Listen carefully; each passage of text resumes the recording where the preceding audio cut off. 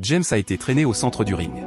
Il pensait que sa dernière heure était arrivée, mais les soldats ont soudain coupé ses liens. Puis 3 prisonniers ont été poussés sur le ring.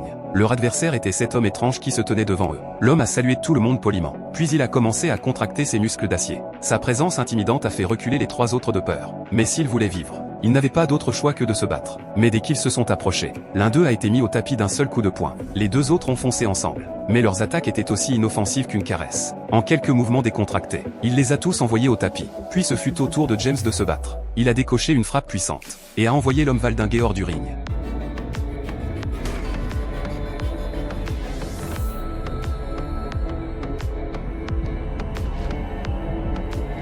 Cette scène a laissé Ito complètement stupéfait. Personne ne s'attendait à ce que ce prisonnier soit aussi fort. Avec juste un poing et un pied, il a mis fin à tout le combat. James s'entraînait avec un maître de Kung Fu depuis l'enfance. Après avoir rejoint l'armée, il a aiguisé ses compétences à travers le monde. Il avait atteint le sommet de son art. Chaque partie de son corps était une arme mortelle. Sa performance lui a valu le respect de tous les prisonniers.